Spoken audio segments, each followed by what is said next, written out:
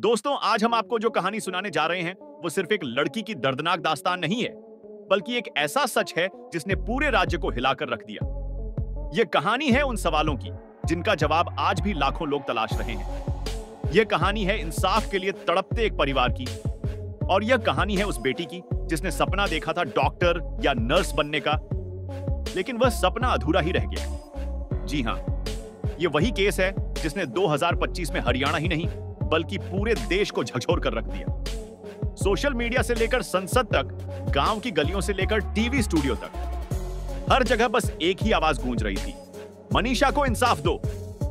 लेकिन सवाल यह है कि मनीषा कौन थी, उसके साथ हुआ क्या, और क्यों पूरा गांव, पूरा जिला और फिर पूरा राज्य इस कदर उबल पड़ा। चलिए दोस्तों, आज हम आपको इस केस की पूरी कहानी सुनाते हैं, शुरुआत से लेकर उस बड़े खुलासे तक जिसने सबको हिलाकर रख दिया। भाग 1। सपनों वाली सुबह दिन था 11 अगस्त 2025।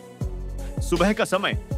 गांव के छोटे से घर में 18 साल की लड़की मनीषा अपनी मां के साथ रसोई में बैठी थी। चेहरे पर आत्मविश्वास था, आंखों में बड़े सपने, और दिल में यह विश्वास कि आज से उसकी जिंदगी का नया सफर शुरू होने वाला है। मनीषा का सपना था नर्सिंग की पढ़ाई करके डॉक्टर बनना और अपने गांव का नाम रोशन करना।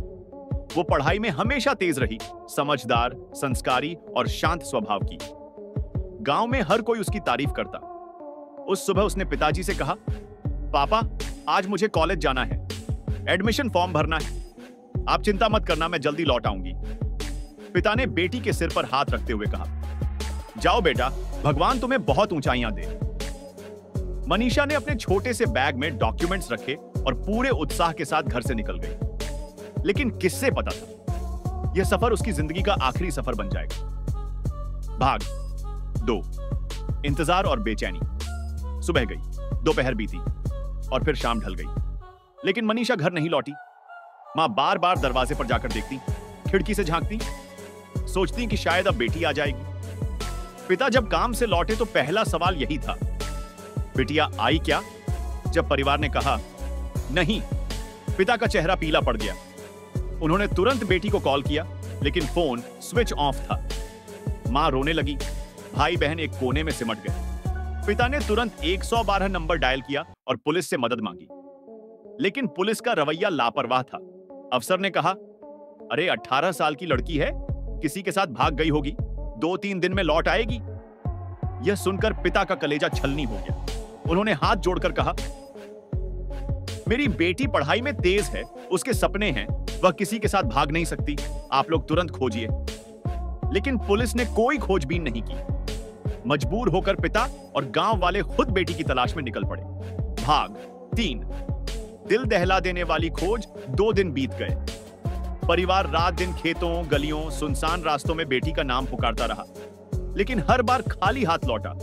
और फिर 13 अगस्त की सुबह गांव से थोड़ी दूरी पर सिंघानी इलाके में एक किसान खेत में काम करने गया। उसे जमीन पर एक लड़की की जूती मिली। जैसे ही उसने नजर उठाई, सामने का दृश्य देखकर उसके पैरों तले जमीन खिसक गई। खेत में एक युवती की लाश पड़ी थी।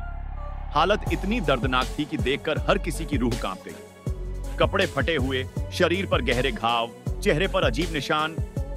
साफ लग रहा था कि उस पर बेरहमी से हमला हुआ है।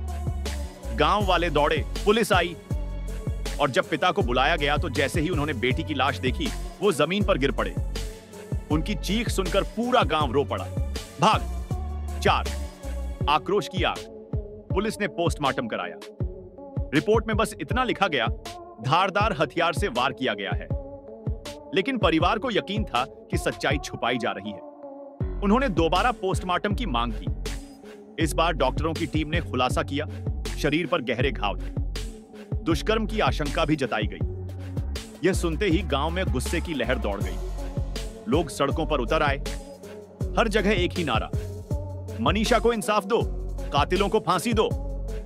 हजारों लोग धरने पर बैठ गए। दिल्ली पिलानी हाईवे जाम हो गया, बाजार बंद हो गए। लोग कह रहे थे, अगर पुलिस पहले दिन हरकत में आती तो आज मनीषा जिंदा होती। परिवार ने बॉडी लेने से इनकार कर दिया। उन्होंने कहा, जब तक असली कातिल गिरफ्तार नहीं होते, हम अंतिम संस्कार नहीं करेंगे। लोगों का दर्द और गुस्सा इतना बढ़ गया कि पूरा राज्य उबल पड़ा।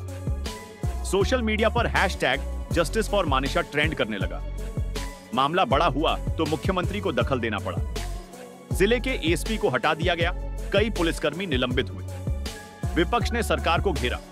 जब बेटियां सुरक्षित नहीं तो बेटी बचाओ बेटी पढ़ाओ नारा मजाक है। मीडिया ने इसे ब्रेकिंग न्यूज बना दिया। हर चैनल पर यही सवाल, आखिर कब तक बेटियां यूं ही दरिंदगी का शिकार होती रहेंगी?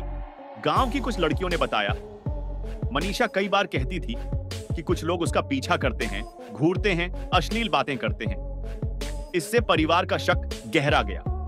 लोग कहने लगे, इस केस में बड़े लोगों का हाथ है, तभी पुलिस सच्चाई दबा रही है। इसी बीच एक पत्रकार ने दावा किया कि कॉलेज प्रशासन और पुलिस की मिलीभगत है। जिस दिन वारदात हुई, कॉलेज में सिक्योरिटी गार्ड ही नहीं था। सीसीटीवी फुटेज गायब होना साधारण बात नहीं। यह सुनकर भीड़ और भड़क गई। लोगों ने कॉलेज प्रशासन के खिलाफ भी नारे लगाने शुरू कर दिए। अब यह आंदोलन सिर्फ गांव का नहीं रहा। हर जिले, हर शहर में लोग सड़कों पर उतरने लगे। महिलाएं हाथ में मनीषा की तस्वीर लेकर रो रही थीं। युवक तख्तियों पर लिखे नारे दिखा रहे थे, कातिलों को मौत दो, लापरवाह पुलिस को बर्खास्त करो, इंसाफ नहीं तो जाम रहेगा। बच्चे तक मोमबत्तियां लेकर कैंडल मार्च निकाल रहे थे। यह नजारा देखकर हर किसी की आंखें भर आती। हर मां को लगता, आज मनीषा कल हमारी बेटी भी हो सकती है। कई दिन बीत गए, बॉडी पोस्टमार्टम हाउस में पड़ी रही, गंध फैलने लगी, लेकिन परिवार अडिग रहा।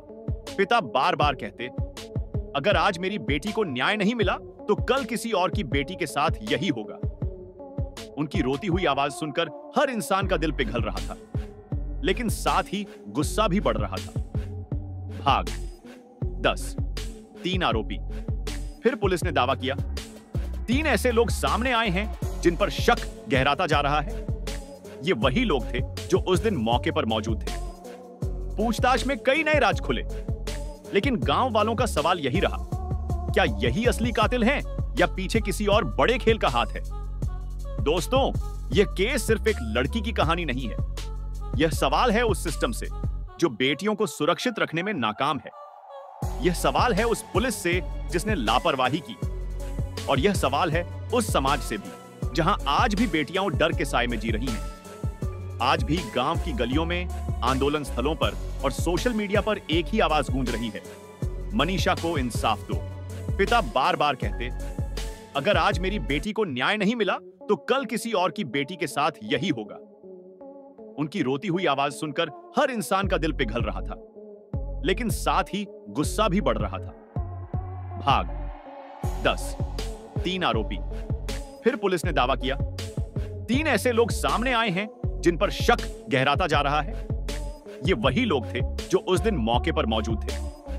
पूछताछ में कई नए राज खुले, लेकिन गांव वालों का सवाल यही रहा, क्या यही असली कातिल हैं या पीछे किसी और बड़े खेल का हाथ है? दोस्तों, यह केस सिर्फ एक लड़की की कहानी नहीं है। यह सवाल है उस सिस्टम से जो बेटियों को सुरक्षित रखने में नाकाम है। यह सवाल है उस पुलिस से जिसने लापरवाही की, और यह सवाल है उस समाज से भी जहां आज भी बेटियां डर के साए में जी रही हैं। आज भी गांव की गलियों में, आंदोलन स्थलों पर और सोशल मीडिया पर एक ही आवाज गूंज रही है, मनीषा को इंसाफ दो।